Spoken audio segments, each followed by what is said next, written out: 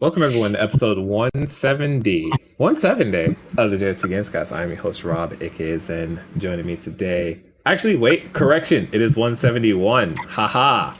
I know how to count. Joining me today, we have One of us Drew. does. Hi. Hi. I understand you do not know how to count. Is that Nope. what I gather? Yep. Playing card games must be hard for you then, I imagine. I see. So deska. Also joining me, returning once again, Katz. How are you? Hello. All right. Yeah, just all right. Yeah, it's been a quiet month. So, It kind of has, honestly. I feel like March just kind of came and went. And now in April, I don't think there's a ton of video game stuff coming out in April. You guys feel free to correct me. I have something that I might talk about later on. Okay. We'll get into that. But yeah, I feel like for me, April seems to be a bit of a lull until I look at a calendar, I'm sure. But I have been playing a couple of video games. I know both of you haven't played too much, but also have one or two things to talk about. So I guess we can kind of just jump right in. I don't really have much of housekeeping to talk about. So let's kind of just jump right in. Let's start with Katz. What is on your mind? What have you been doing? Well, like I say, March has been quiet, so there was a Steam sale that went on March, if I remember correctly. There was. Yeah, there was. So me and a couple of friends were like, "Hey, Deeprock's on sale." So This y'all want is to be involved? Deeprock Galactic. Yep. Okay, yeah. This game's pretty cool. I hear it's fun.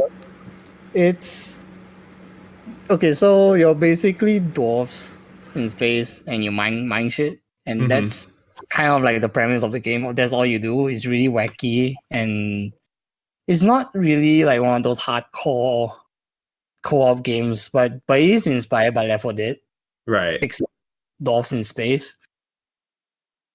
So all you do in this game is just mine, and that's it. But there's just something about the quirkiness of the game that kept me and my boys in the game for like almost a whole month. We're still playing it now because we're getting into the end game stuff.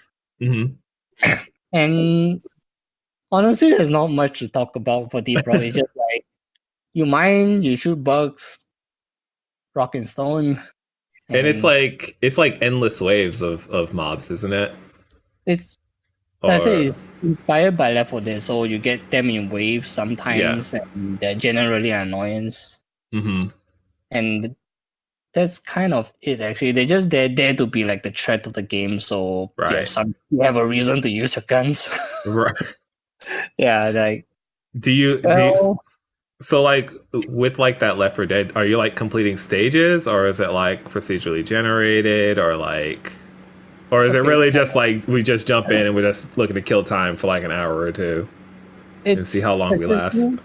It's not like an endless thing. Like there's around 7 types of missions in the game. So depending on what mission you choose, you'll do just that. Every map there is a biome, and it's completely random all the time. So the minerals you mine is never in the same place ever. And rare stuff that spawns are also never the same. You may or may not even get rare loot sometimes. Okay. And every season of the game, the whole dynamic changes. Like this season is basically plague. They call it like plague fall or something like that. So sometimes you will get like this infested area where you have to, in addition to what mission you chose, you have to like cleanse the area of all the infection. And this infection also changes how the bugs work. So now they explode. Okay. Not cool. So you have to like summon this like pod thing that shoots off this foam thingy that kind of cleanses everything. You have to do that as well. Like it's an extra mission for the season. Oh, okay, gotcha. And with season comes battle passes. Of course. And this is where I think Deeprock is genius because the battle pass is free. You don't have to pay anything for it. Really? Yep, it You just don't comes see with the that. game. Yeah, it just comes with the game. It comes with the cosmetics and Okay.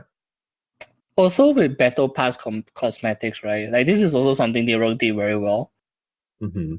Usually, when you miss a battle pass, you're never gonna get the stuff in the old battle passes, right? Right. Not only Deeprock. All battle pass items, if you want them, they are the rare loot that you find sometimes in the old world. Like let's say you dig a certain way, you found like this hidden cave somewhere, and you scan it, and say, hey, you got like something from the past. It's pretty nice. So all of the old battle pass items will just get randomly scattered, and you can find them later. Yeah, it's so cool. Okay, yeah, I like that. I like that a lot. It's really generous. Yeah. Yeah. And what else? All right, mission. Okay, so you're assuming that the game is a wave defender, right? So Yeah, that was my perception of it. okay, so that's not it. The game has 7 type of missions. Like the seventh type just got dropped this season. Actually, it's called Industrial Sabotage. Mm-hmm. Okay, so the law of Deroy is that you are a space mining company. So you even get stuff like HR yelling at you through the radios and stuff like that. It's pretty funny actually. It's like you are 4 dumb dwarves that I just paid to do all this, and HR couldn't care less if you die or not. Of course not. They got replacements lined up. Like, just do your job. Exactly. So sometimes it's like they are pretty condescending through the manga. Like, I get it, you're paying my salary. At least get me back alive, please. Okay, so back to the mission type. So at the start, you get a thing called mining. It's just mining. You just go to one of the. I mean, you go down to the planet. You only play on one planet, but the planet is huge, so there's like different sectors of it, Right. and that determines the biomes. So first type of mission is it's just called mining. There's nothing special. You mine a special black mineral and you just bring it back, and that's about it. Okay. Easy. Simple enough. That's the basic one. So to expand that, the thing you're mining is actually like some sort of fuel they use in the lore. It's not really explained. So the second type of mission is that you get big veins of it that you have to build pipes on it and then you pump it. Okay. Pumping the veins will be your typical survive the hot until the pump is done draining everything. Right. Then you press the button and drop pod comes down and you go back. Oh, every time you finish a mission in Deeprock, the drop pod comes down and you have to backtrack your way back to it every time. Okay. Yeah, it's whether or not you get in. It doesn't matter. As long as one guy gets in, you quote unquote win the mission. If no one gets back, then you lose. Simple as that. No, not everybody has to go back. It's kind of like Left 4 Dead. Like I say, everyone gets in the save room. Doesn't matter if everyone's alive. Right. Like Okay. I say, hey, I don't care. As long as you're back with the loot, you. That's all that matters. Yeah. Yeah. They are like. I'm not gonna go through all the missions because it's gonna take a while to explain everything. But there is one unique one that is pretty cute. It's called escort mission, and I didn't think that in my years of playing video game I actually enjoy an escort mission. So, usually those aren't great. So what is it about this that you're enjoying? So you get a gigantic drill named Doretta. He's a good boy. You get to pet him. Okay. So he's gonna drill straight to a meteor inside the planet somewhere. Like he's gonna beeline for it. He's gonna go through like walls and shit. Mm-hmm. Oh, by the way, the environment is super destructible in this game. So grenades, everything, your pickaxe will just break and make paths everywhere, as you will. So this giant drill will just beeline for the meteor. So you just have to protect it. Okay. Because you're essentially disturbing the environment, the bugs are angry. It's like, what's this thing drilling in our home? Of course. And now they're going to be violent. Yeah, so you have to protect it. And once he gets to the meteor, he's going to drill through that meteor. And the meteor's alive, by the way. Like, it doesn't want to be drilled, so it's trying to defend itself. You're This essentially sounds- trying to crack a giant nut to get like into the core to get that little big glowing thing that you're Right. supposed to get. So that's it. But here's the cute part about this game. Heisha doesn't care about the Reta, okay? Like he sent there to do one job, and if he breaks, he breaks. Whatever. So every time you break open a meteor, right, his head will fly somewhere. You Yeah. get to carry him back home. Because he essentially was a dwarf, and the tagline of the game is that leave no dwarf behind. And since he did all of digging, and he has helped you do your jobs, you have to like it's optional, but you can just carry his head back to the drop pod with you. But you have to. Like he's the homie. You got to bring him back. Yeah, but me and my boys have like made it like an oath, like we will never leave him behind. So we'll always bring him back. I love that. And you do bring him back, he like in the victory screen where he calculates your winnings and earnings and stuff, he'll be there on the side there like making happy noises. So I love that. Do you get anything extra for bringing him back, or is it just purely like a cosmetic? You get nothing for it. Okay. That's actually kind of better, honestly. Yeah, in fact, this started off as a bug, like early in Deeprock's life. Like the head will pop out, and for some reason you carry it, and everyone was like, "Hey, this is kind of cute." Then Ghost Ship Games were like this wasn't intended, but everyone was like, "Hey, the rest are homie, man, give him back." So And we they give him just build it into the game. I love that. Yeah. That's a good story. Yeah, like so every time I do this escort mission, it's like, yeah, this is fun. It's just small things in Deeprock that really keep me and my boys in. We are trying to tackle the end game, which is called the deep dive.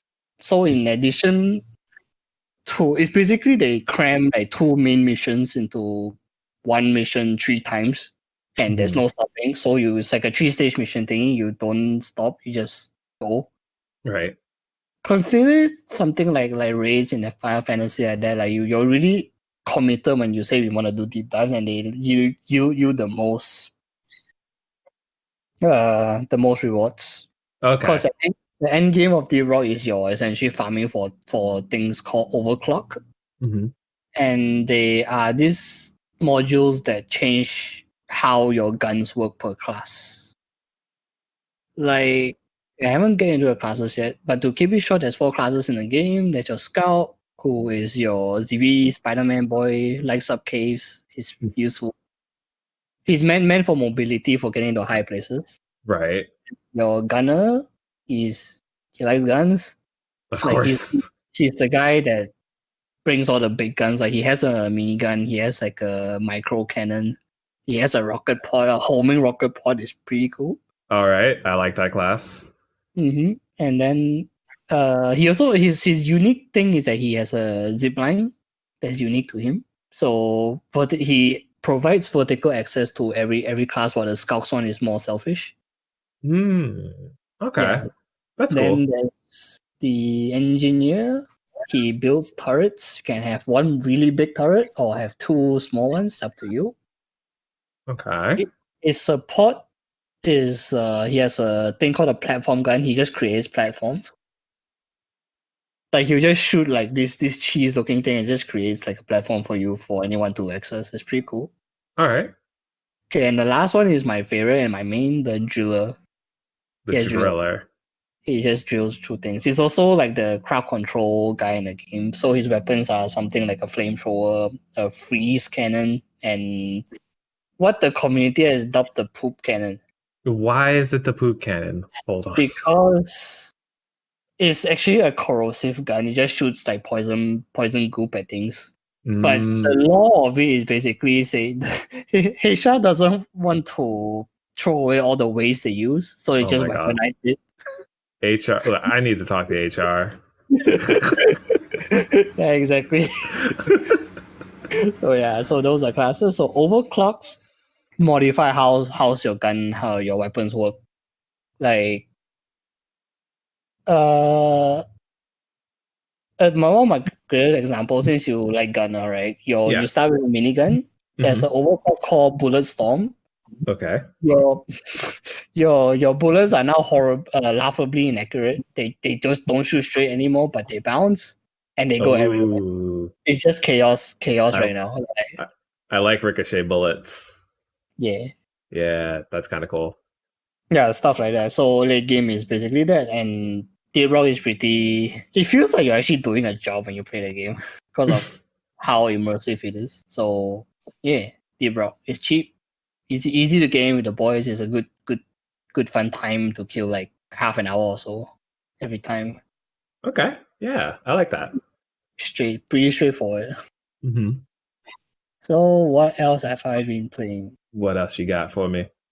You see, Steam has sale, and sale comes with 80% off. I think so. So I bought like a the Yakuza series, Yeah. and you guys have been talking about the Yakuza series for a while, and it has piqued my interest so many times, but I have no idea which one to get in. And like a Dragon was like what 80% off, Mhm. and I was like, maybe it's time to get in the game, and I get it. I get why you guys it's good. It understands.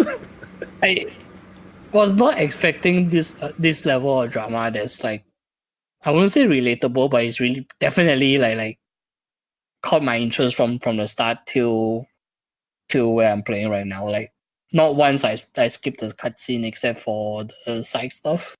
Mm-hmm.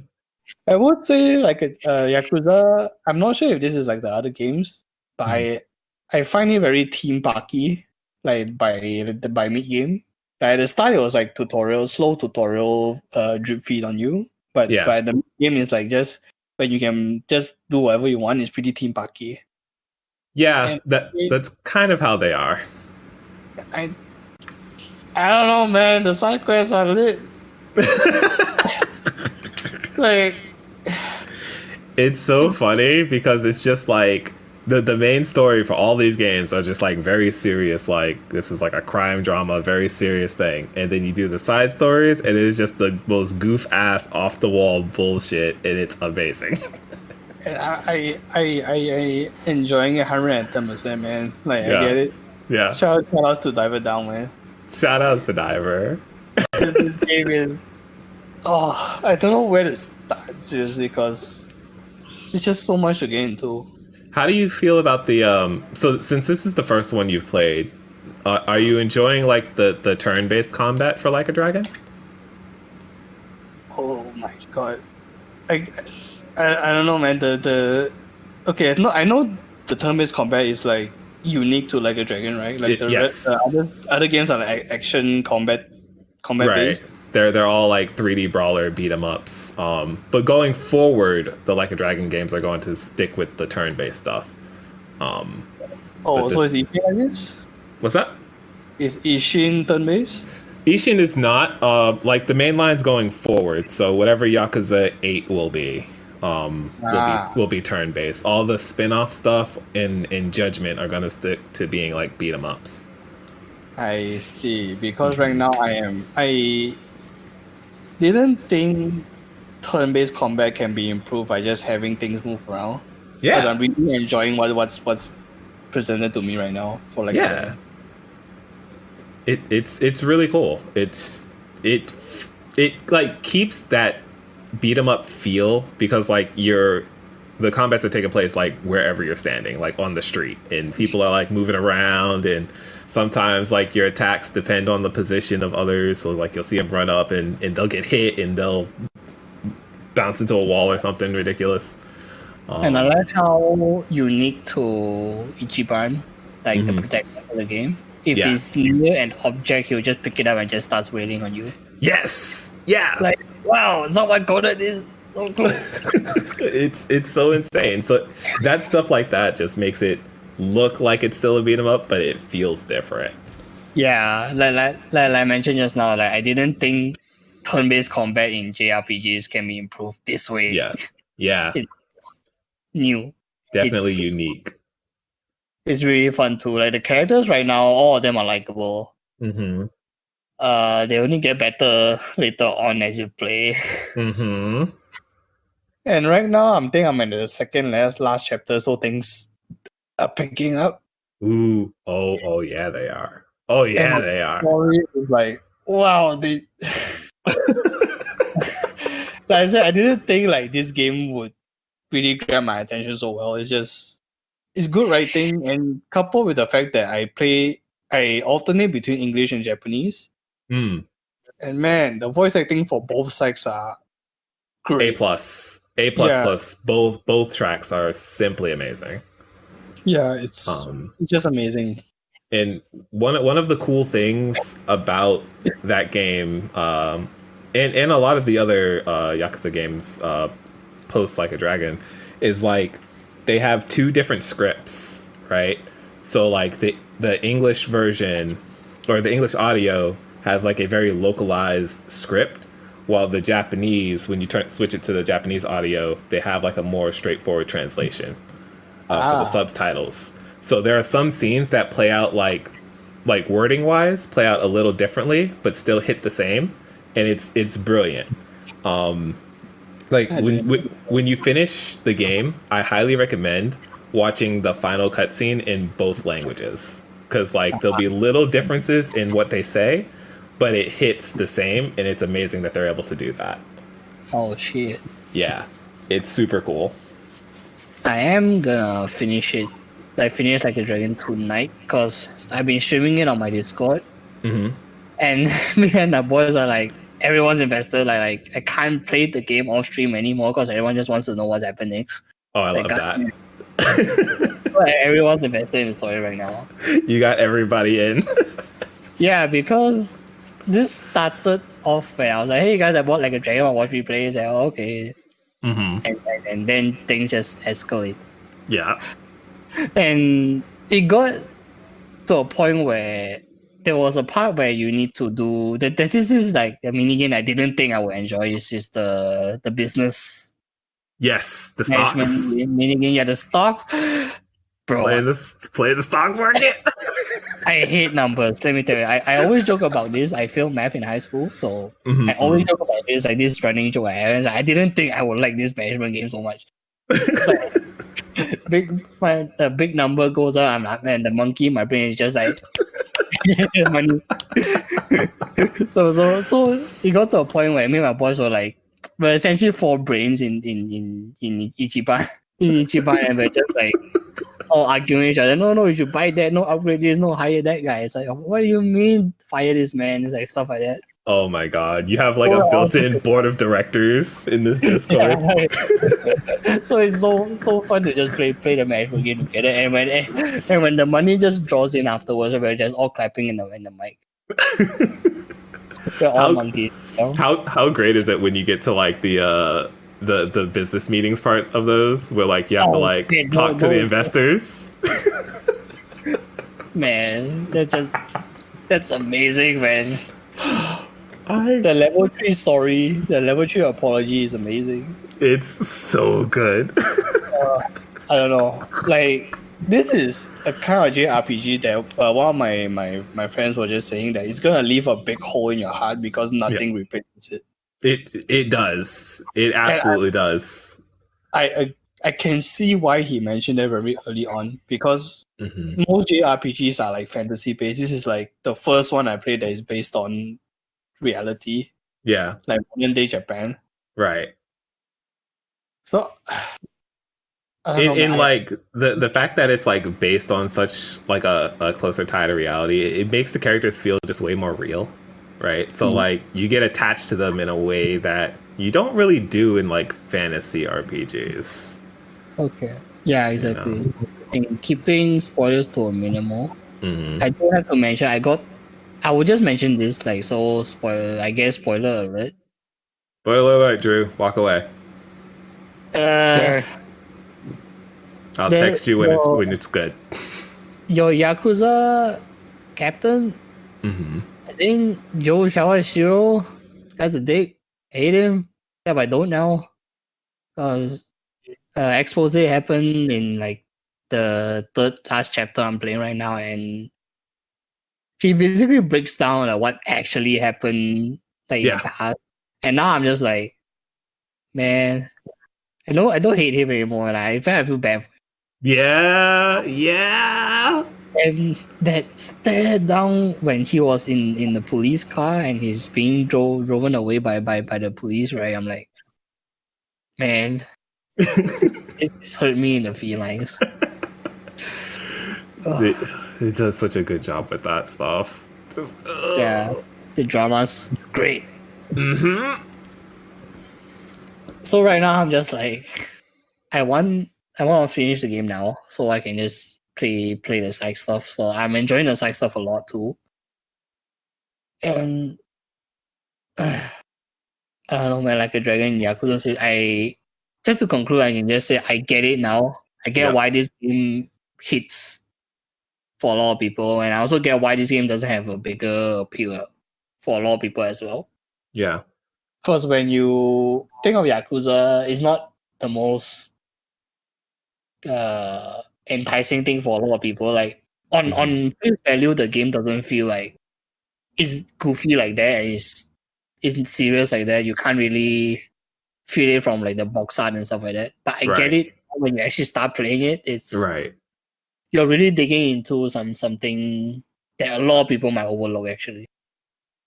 Because Yakuza isn't the most popular franchise out there unless you go into it and then you just know it's good. Yeah, it's a franchise that like slowly but surely is like building up, right? It's starting to become a bigger thing, but it's taken like 20 years. Like it's been so long where this series is just like a cult classic, like very niche, right?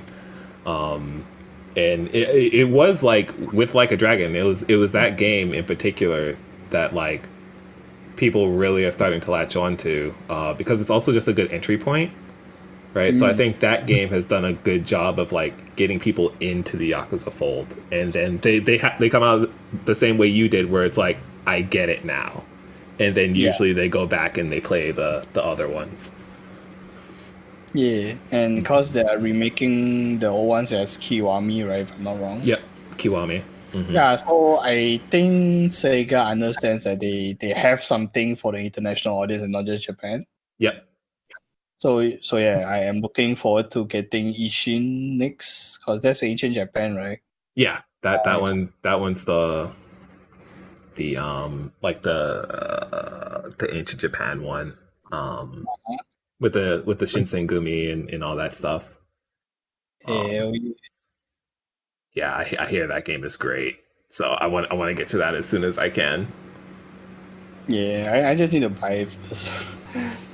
Oh god, Yakuza has done this game has done something to me. I don't know what it is, but I'm sure as I'm enjoying my life. I have, thanks to Like a Dragon, I have completely ignored my Ryza tree.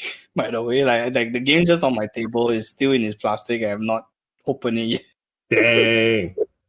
I started Ryza 3. I probably won't talk about it much today though, because like it's really only like the tutorial. So I'm only like 30 minutes into it. But man, Ryza. Ugh, so good. Either ways, Like a Dragon Yakuza, if it's on sale again, I do recommend anyone listening to this to pick it up. If you haven't already, it's just a good game. Mm-hmm. The first 5 minutes of the game, the opening of the game already sets the tone of how the game's gonna be. Yep. And it grabs you really quickly also. That's what surprised me. Storytelling in this game is great. Yeah, you're good. Okay. Sorry. Oh, no, you're good. Yes, two nights ago, a familiar game came back online, but only if you know how to access it. And I'm not sure if I'm allowed to talk about this because it's in closed beta right now. Which game? Omega Strikers is back. Oh yeah. Can you talk about it? I don't know. I don't care. I love this game. I'm gonna talk about it. So right now it's back in beta. Oh what? Sorry, Drew. What? I'm saying we're about to get canceled. It's all right. So I mean, I can just talk about what changed in the game, though. Yeah. So what changed since I guess the open beta, or was it an alpha before? I don't remember. Is it drastically different or what? It's almost an entirely new game. Really? I do have to preface this first. Only the NA servers are up, so I've been playing the game in 250 ping. Oh, that sucks. I'm not having a good time. No, not at all. Not for that game. So, but the main core game changes are huge. Like, it's no longer first to five goals, and you have to win by one extra to win the game.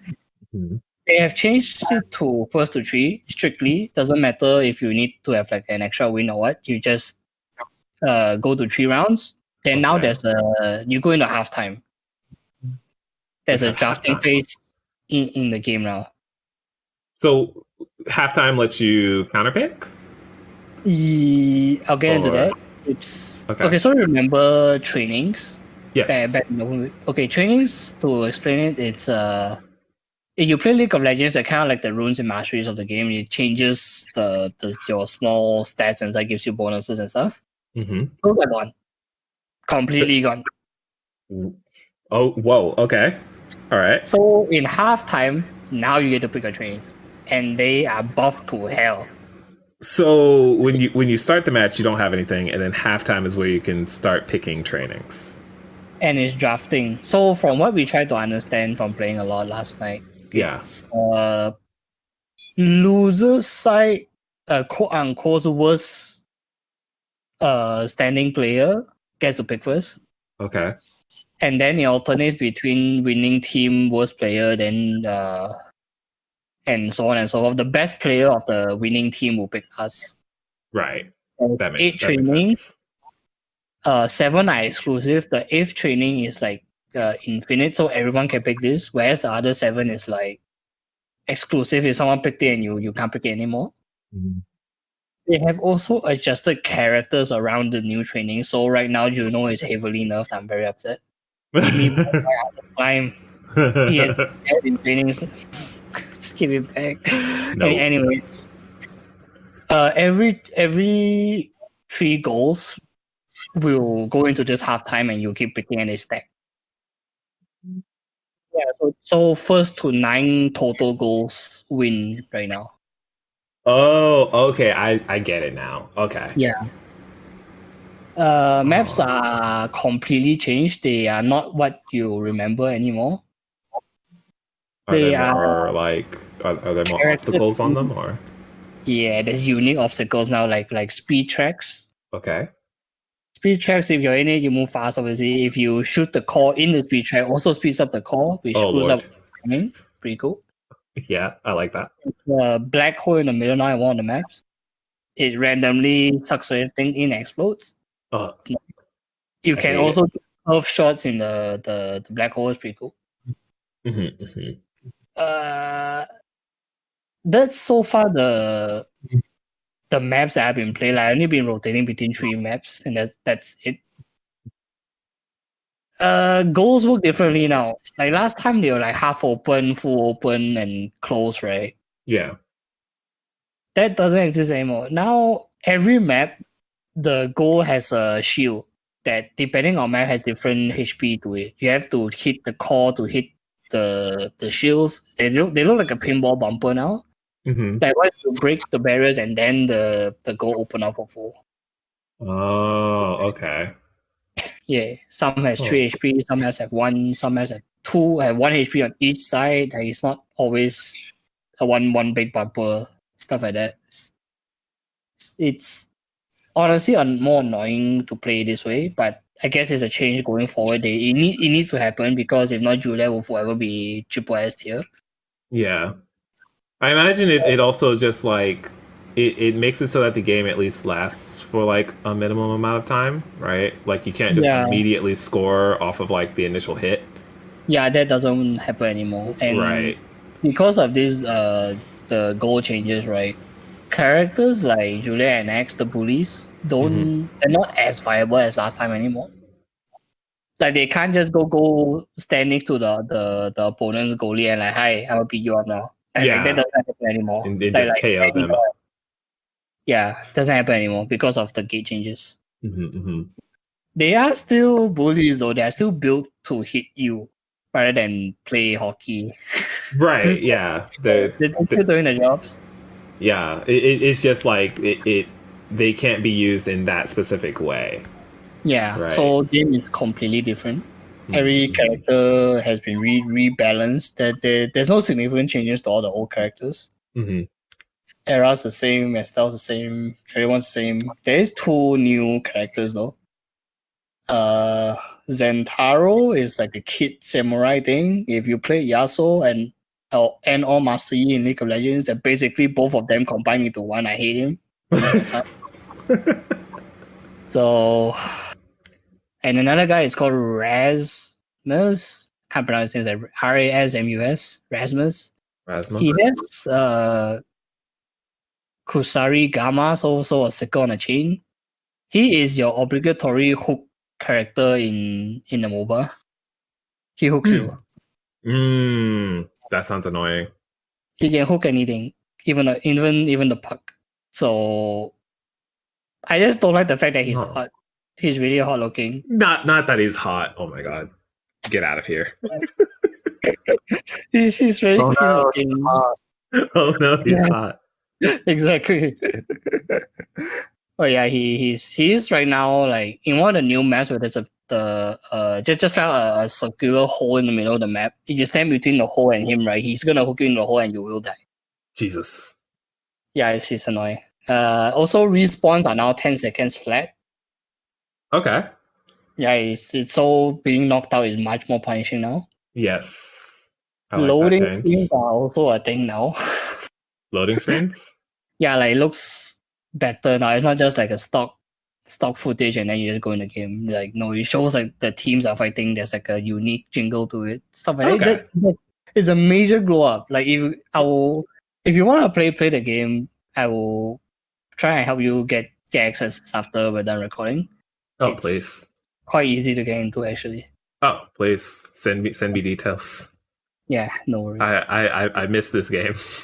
Yeah. It's like this is what my team captains have been saying. Of like, we have strapped our arms for 3 months, but the needle is nowhere to be seen. We need our dose, man. Man, I'm saying, I miss playing Estelle. Yeah, Omega's back. It's in close beta right now. I think it's supposed to come out officially this month, right? It's coming out on 27th, 28th, like end of April, basically. The last of April coming out. Okay. Yeah, and right now is like a very weird open beta phase they're doing. Is like if you get a code from a fan, you can play. If you never uninstalled the game before, you can play, but with a trick. There's NDA, but not really. I see people posting about it on Twitter already because I think Odyssey doesn't realize that their fan base is really loyal and really addicted to their game.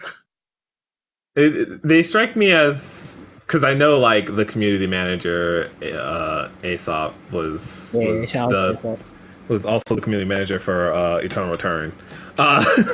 Like I feel like they know, like they lean into like the community and memes and stuff. So I'm pretty sure they know people are talking about it. They don't really care all that much. Yeah, that's why even though they send us a beta code, right? It's like, but if you never uninstall the game, do this instead. Then you have an extra beta code to just give it to anyone who wants to try.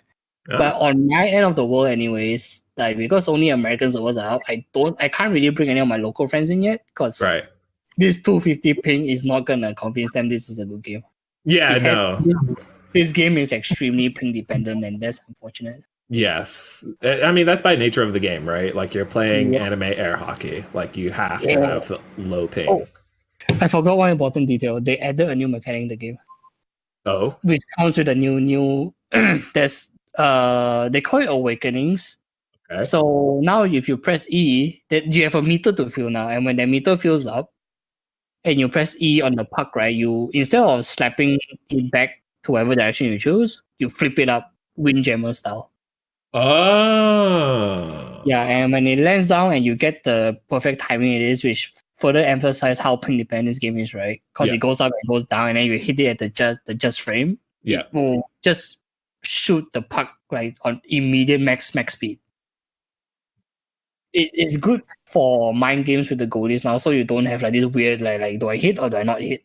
Right. Type of mindset. Now it's like, do I hit? Do I not hit? Or do I flip it up?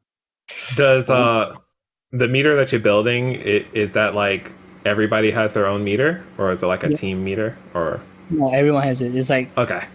It's like a think of it as like a EX meter, I would say. Yeah, yeah. Or the spark. So if you spark the core flies up, then you get like this supercharged hit.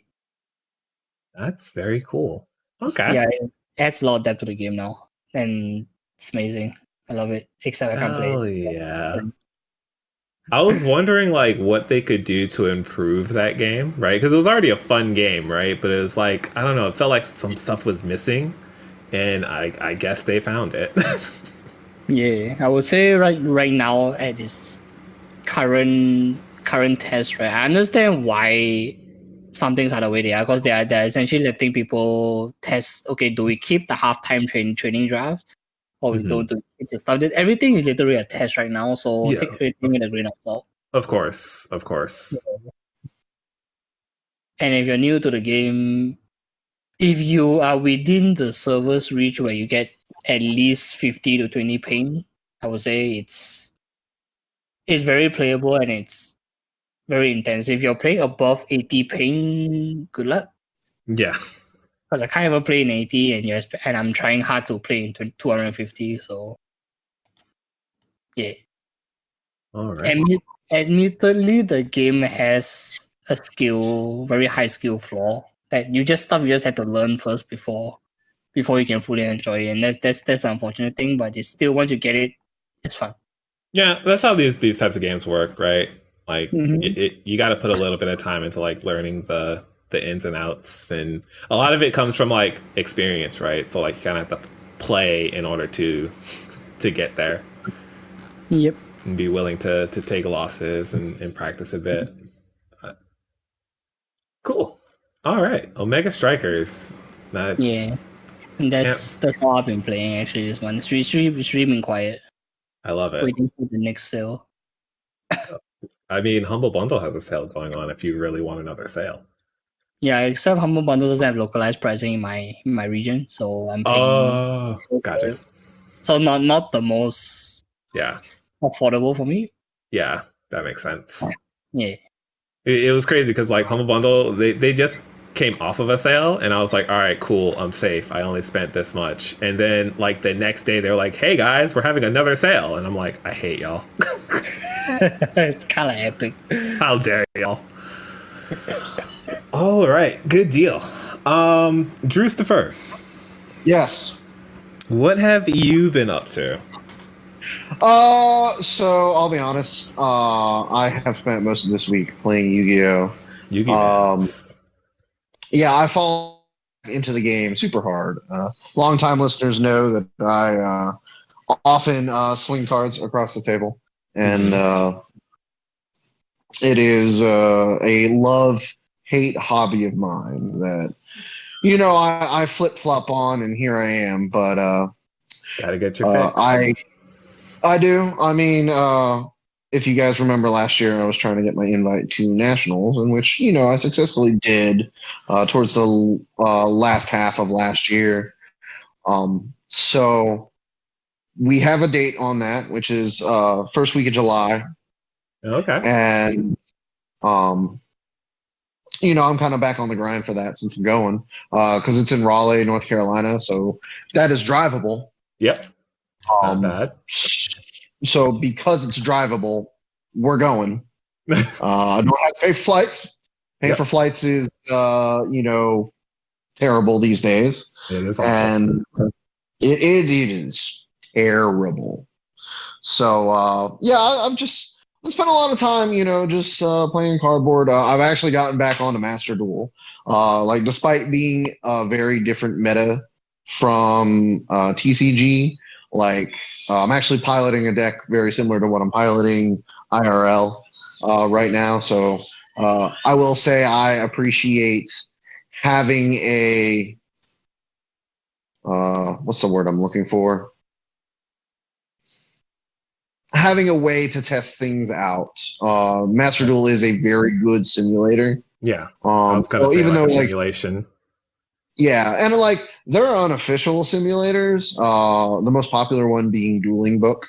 For those of you who are familiar with Yu-Gi-Oh, the problem with that, like the big problem with that, is Yu-Gi-Oh players are terrible. And the way like Dueling Book works is it's not an automated simulator. Everything it's kind of like playing on Tabletop Simulator.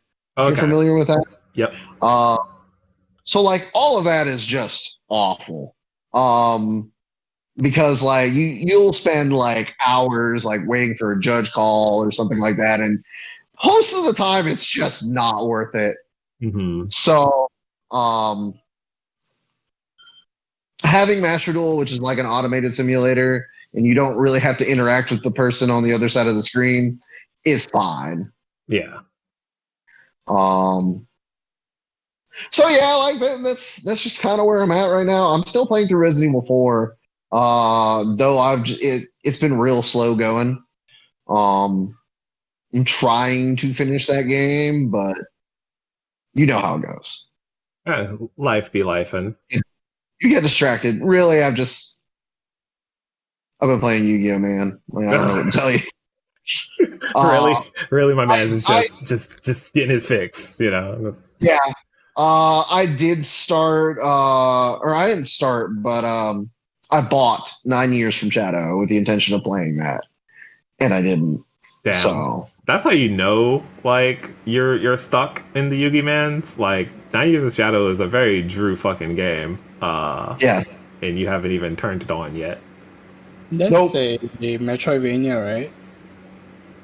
yes, Mhm. yeah, and like I keep watching this. Like this game looks so good, I should go and play it.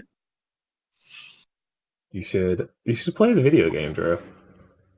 Play it while you're slinging cards. I'm trying.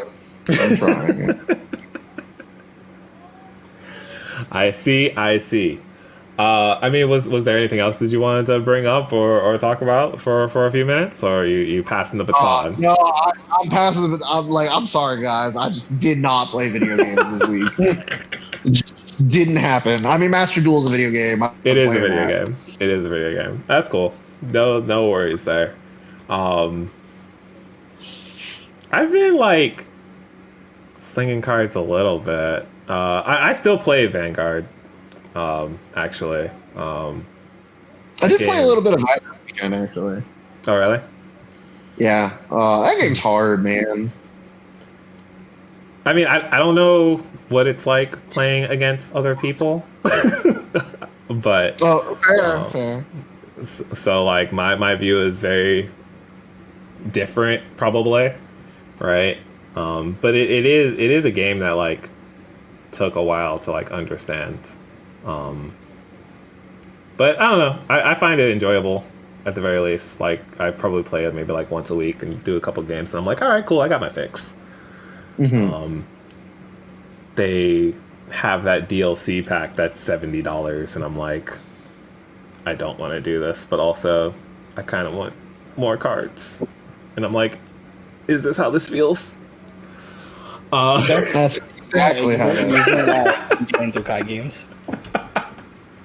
Like, oh no. Yeah, the need to spend. I was like, I'm already playing card games. I'm becoming one of them. At least it's only a one-time fee, right? And then I just get all the cards.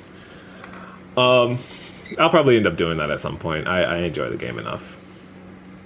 But I've been playing. So I finished. I rolled credits this morning on Crisis Core Reunion. I won't spoil Crisis Core. Drew, I know you need to get through it. I do. I will kill you. No, you're gonna. My man's is out for blood today. We're all gonna die. I talked about it. Was it last week or the week before? Where I was saying how I kind of wish they did a little more with it. Like I think the game is a fantastic remaster. They did some really smart changes and some quality of life changes to the game to where it feels great. They took a slightly more like Final Fantasy VII Remake approach to how the combat feels in some ways, to where it's like, okay, this feels like a solid action game. But I kind of wish they went all the way with a remake for it. So does it not play similarly to the PSP version? It does, but there's mechanics around like the DMW gauge that changes. There's like slight changes to the controls to where like the attack buttons feel very similar to how it runs in Remake, right? So largely it does like play the same as the PSP version. It's just we did some quality of life stuff to make it feel more like a modern action game. In the gauge, the slot machine makes more sense. Gotcha. And it's like there's some things with like the storytelling in that game that I feel like, hey, with Remake, right? You had scenarios where you had characters like Jesse in Biggs and Wedge that had like much more time spent on them, right? So you was able to like learn more about those characters and care more about them than you did in the original. I feel like there's characters in Crisis Core that would have benefited from a treatment like that, right? So I it's remember not, you saying that. yeah, so it's not like bad or anything, but I'm like, dang, I feel like this was kind of a missed opportunity. As far as like it being a traditional remaster goes, it's fantastic, but I'm like, y'all could have did more here, especially with like a character like Genesis and a couple of other characters. I'm like, we could have did a bit more. There's one thing in particular that stuck out a lot this time around, where I sent you a message earlier, Drew, where I was like, man, I wish we had a Turks game, or like I wish we had Before Crisis. Because when you play through this game, it's very apparent that Before Crisis is a prequel to this game, and there are like characters that show up that you're just kind of like, who are you? Why are you here? I should know something, but I don't know this thing, and that thing is in Before Crisis, and I'm like, that explains why this feels a little half baked, or like I'm getting into the middle of something without knowing how it started. And why I feel like I want more out of certain characters than I got. Again, it's not bad. Like it's nothing like insane, or it's not like a case of like I don't understand the story because of it. But it would have been nice to have had those things, right? And I really do feel like we could have gotten like a Turks game or something, because I think that particular group of characters in that section of Shinra is such a fascinating bunch that I want more on. I want more on them. I agree. Fair. Yeah. Which led me down a rabbit hole to the point of like, so Before Crisis actually got a fan remake built in RPG Maker that like released a couple of years ago. It is like a fully translated version of the original game rebuilt in RPG Maker using like some of the original assets of the game. And I was like, damn, that is an insane project.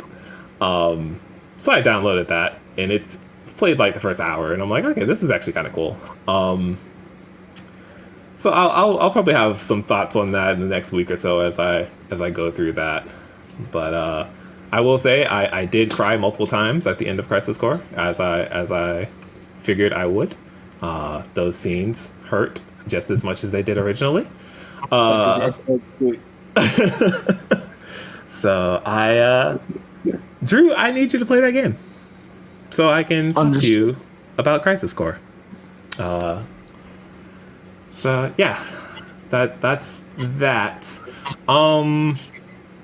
I started playing Tchia, if anybody remembers this game being announced. It is an open world adventure game.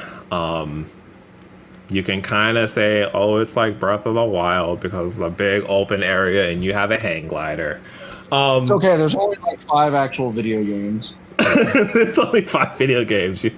Oh no, a game clone. You're correct. But this one is really cool, and it caught my eye a couple of years ago when it was announced, and it just released as of last week. It was created by a very small team. I think that team is based out of Montreal, but it's a game where it takes place on this island that is based off of the developer's homeland, which is an island called New Caledonia, I believe it is. It's this tiny island in the Pacific Ocean. I think it's off the coast of like Australia. And they designed this game with the idea of wanting to like share their culture with other people. It is an island that is primarily, it has like its own language, but they also speak French. So I think it's a French territory as well. So the voiceovers for the game are actors from that area, speaking both their traditional tongue as well as French. You have a lot of music that is inspired by their homeland, like the way the island is created and everything. It is very, very cool to see, and it's a very beautiful game. It has an art style that is not quite Wind Waker, but it does have a very colorful aesthetic. It's a lot of like simple textures, but just with a lot of colorful pop on them. And the story is like darker than I thought it would be. So you're playing as this girl named Tchia, and it's you and your father that are just like on this small island, and you're just kind of it's pretty much just spending the afternoon with your dad, right? And it's teaching you the controls, like how to run, how to climb things. All the mechanics in this game work the same way as Breath of the Wild. So like you have a stamina gauge, that you can climb up anything. You have a hand glider. You know how this thing works. So you're just kind of hanging out with your dad, and at some point, his friend like shows up on the island, and you guys are kind of breaking bread, and it breaks into like this fun little rhythm game, right? Where your dad is just kind of like singing this song, and you're playing along on like the ukulele, and it's a very cute and wholesome moment that they didn't have to do, but it just plays very well as you're listening to this very like folk classic song that is playing. And after that whole scene, like the island basically gets invaded by, I forget his name, it's very clearly an evil dude who kidnaps your dad, and you're like, oh shit, what's happening? As you're hiding. And Tchia like unlocks this hidden ability, which is called soul jumping, which is a mechanic that is unique to this game. And she basically has this ability to jump into just about any object or animal and control them, which is very neat. So she jumps. This is where I was like, oh shit, what the fuck is this game? She jumps into a knife and like launch. Whoa. You heard me. She like panics because her dad is being taken away in this airship. She doesn't know what's going on, and just like subconsciously like sends her soul into this knife and like launches this knife at the guy that kidnapped her dad and like cuts him in the eye. And it is not like super graphic, right? It's That's not like. And the trailers would have to believe. Yes, exactly. That part. And I'm like, what the fuck? And then like her soul bounces out of the knife at the last second, and she kind of falls back down to the water. And her dad's friend like rescues her and like takes care of her afterwards. And she wakes up and she's just like, who was that guy? Like trying to get some more of the story, right? Some more of the lore. And he explains who he is. He's like this big shot that's like in a high seat of power that's on the main island. Here, you can take my boat. I don't want anything to do with this, but if you want to try and go and save your dad, you can. Good luck. So you take this boat and you're just like, all right, I guess I'm playing Wind Waker. You set sail and you just have this huge area to just explore, right? And it does a thing where it is kind of, it has objectives, right? So it's telling you like, hey, go here, go here. but I feel like it's almost done very lightly as well. Like it's not like stressing you out to go in this direction. It's just like, hey, if you want to continue, go here, but also just explore. It's fine. Take your time. And that's kind of where I am right now.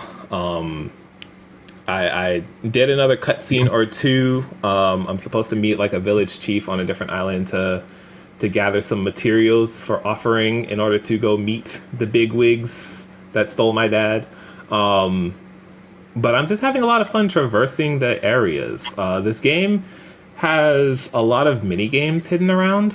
And I want to say like this game is very low stakes. Like there's not really a ton of enemies about or anything like that. It's a very calm and chill game, despite that insane interaction with the knife. But yeah, the islands that you explore have different mini games that are there. There's some like time trial races that you can do. There's like a diving competition that is pretty fun. So like sometimes you'll find these random springboards. And they have like a scoreboard where every mini game is. They have like a scoreboard on the side, and it's like, here's what you need for like a bronze trophy, a silver trophy, a gold trophy. And I just can't help myself, but like every time I see one, I'm like, okay, I gotta get the gold trophy. So I'll go over, and like the diving one is cool because anytime you're airborne, you can hold a button down to start doing flips, right? So it's like you gotta get a certain number of flips, but also like land in the water correctly, right? So I spent like a good like 20 minutes getting the gold trophy for that, or doing the time trial races, or like the slingshot. The slingshot gallery is another one. They have a crane game in there somewhere. Bunch of little stuff to do. Very cool game. I don't know if I will finish it. I will try to, but open world games, I get fatigued with them. I've said that multiple times on this podcast. But I feel like it's a very easy thing to get fatigued with. Yeah, it is, right? But I really want to know where the story goes to, because I really do like these characters that are introduced. Like, I really do love the presentation of everything. Tchia in the very beginning, like, one of the big things about, like, these islands is whenever you meet someone new, or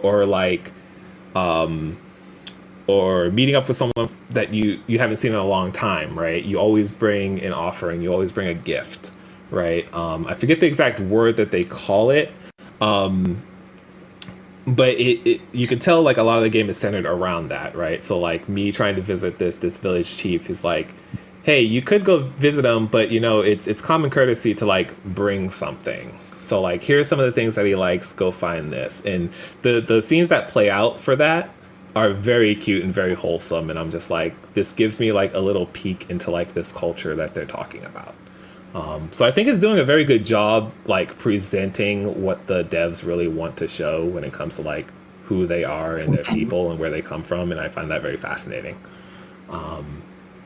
Another thing is like, it's very easy to get lost in this world because this is probably the only open world game where when you pull up the map, and I don't know how people will react to this. I find it very interesting. When you pull up the map, it doesn't tell you exactly where you are. You can hit a button, and it's literally a button that says like, where am I? And Tchia will have like this little inner monologue where she's like, I think I'm around here. And it'll be like a circle, and it's kind of a guesstimate on where you are on the map. And it is up to you to recognize like the landmarks around you to figure out where you are. And that is like kind of the game doesn't, like straight up tells you where you are. Like you're not a dot on the map, is it? Right, you're not a dot on the map.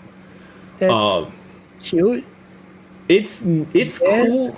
It's cool way of like setting an immersion tone, right? And it gives me this feeling of just like I feel lost in this area, and like I have to pay attention to my surroundings a bit more, and I kind of like that. If this game was like much more stressful about like, hey, you need to go here, or whatever, maybe that would be annoying. But since it's a very like chill, relaxing game, it doesn't bother me. It kind of adds a little bit of charm. But I don't know. Everybody could have a different take on it. It's definitely a different thing. You can find these signposts out in the world, and when you find one, that will show you where you are on the map, because you're like, oh, here's the signpost, and it'll show you like this is where you are, but it won't update your position as you walk away from it. So there's enough there for you to figure out this is where I am, and I think it's kind of smart how they did it, because there's never a situation where like I'm stressed out about not knowing where I am. But yeah, Tchia, very cool game. I recommend it for anyone that's just looking for another like open world sandbox game to play around in.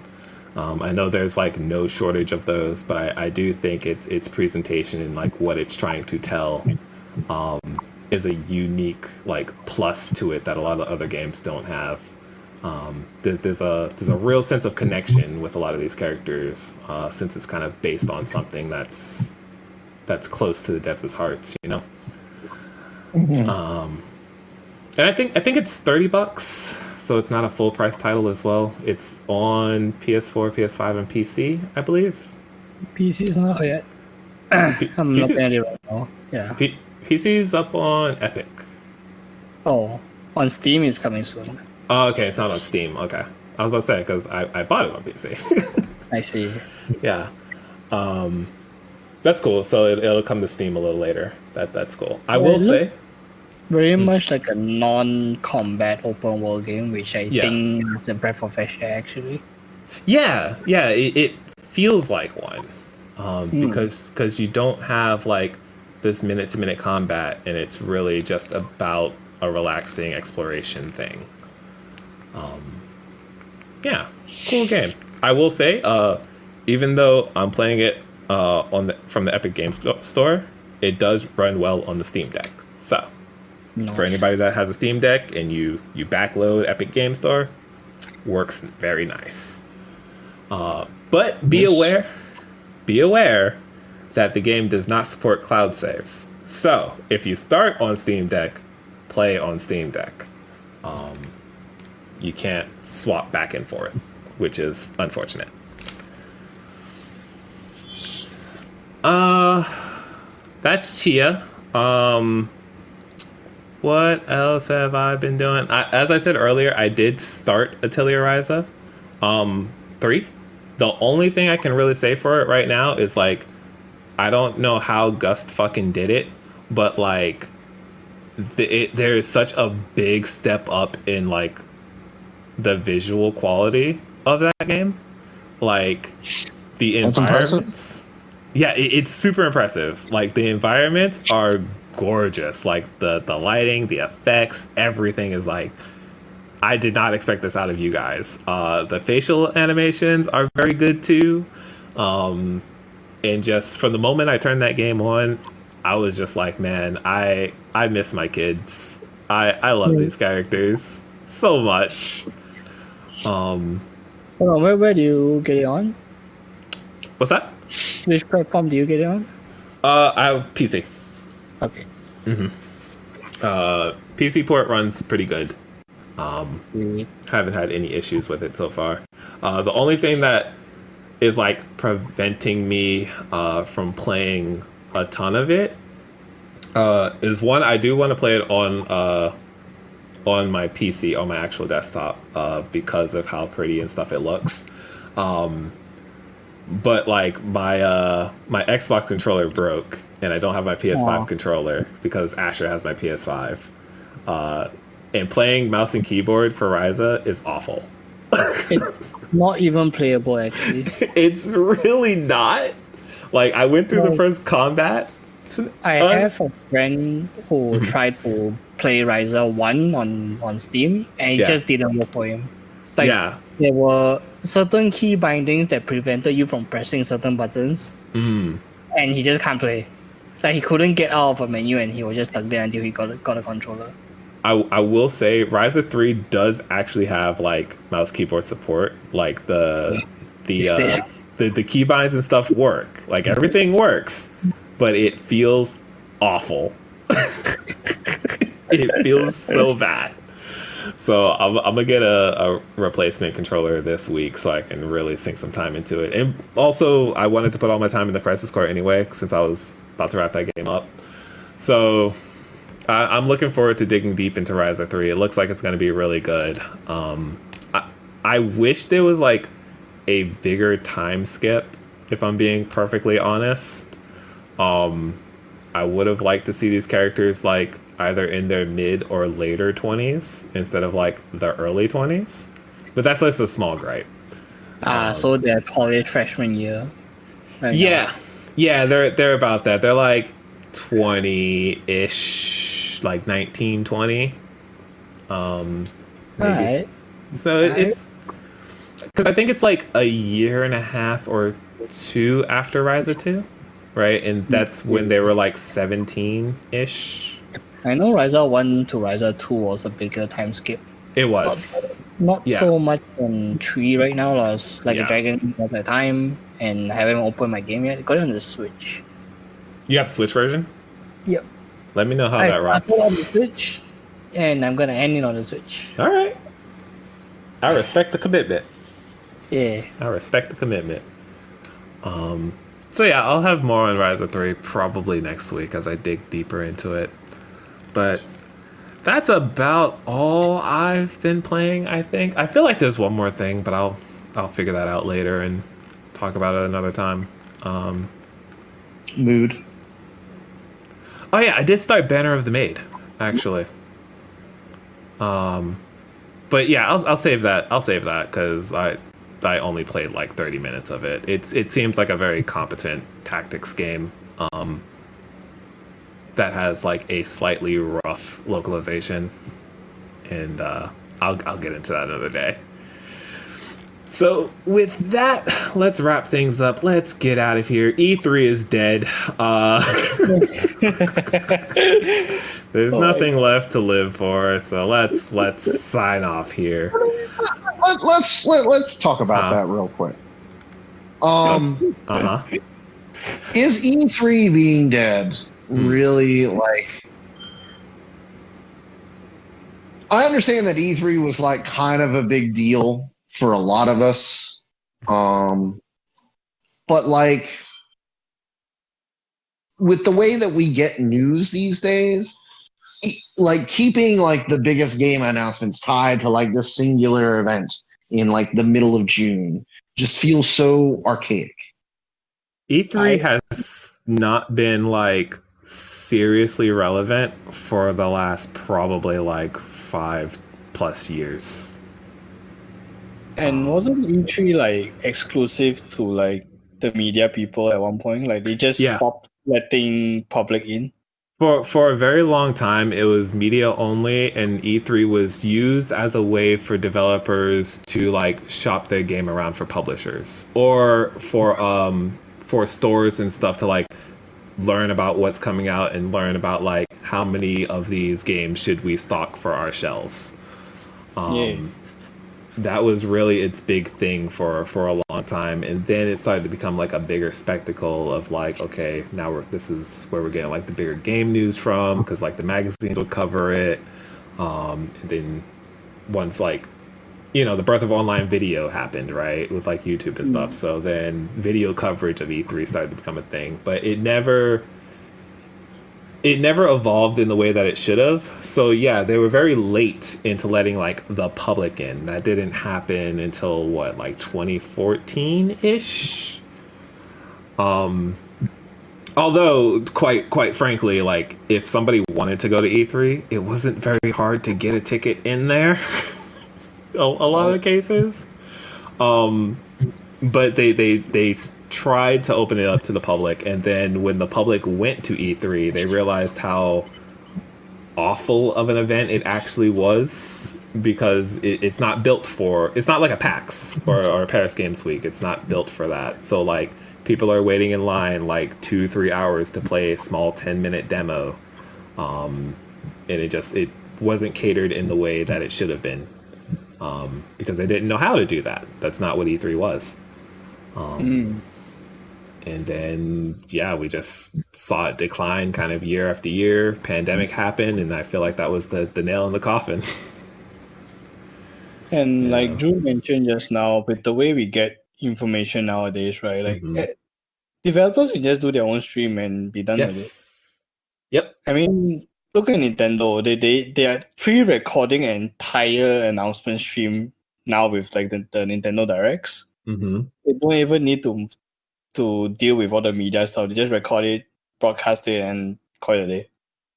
Yeah. That's it. They were the first ones to start doing that, right?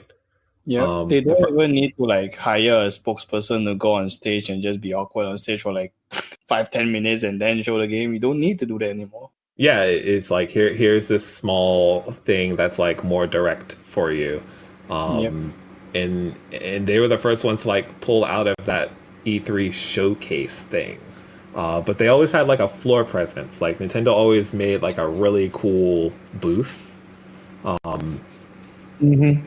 And then after that, like I feel like people learned like, oh, we could just do our own thing. So that's when like Sony started to pull out. Or rather, was it Activision? I think Activision Blizzard pulled out first, and like some of the bigger publishers like EA, they've been doing their own thing. They haven't been on the show floor for a long time, but they're in the area around E3. Like they're like down the street at a hotel showing their games, but they're not on E3 proper. Same thing with like Ubisoft. So it's just like one publisher after another. It's just like, what do we need this for? We could just talk to our audience directly, and we'll kind of use the buzz of E3, right? Because everybody's going to be in town for it. So we'll just conveniently have an event that's not E3 that's in the same area, and take advantage of that. Yeah. So what a weird thing.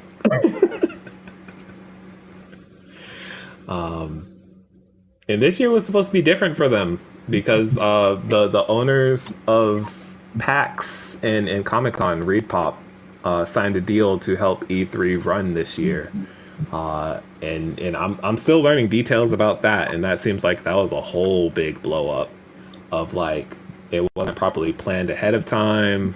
I'm hearing that like ReedPop thought that people were on board, like they were having trouble getting people to like fully commit to E3. It was like people were like, yeah, we'll show up, and it's like, well, can you sign the contract? And it's like, nah, but we'll verbally say we'll show up.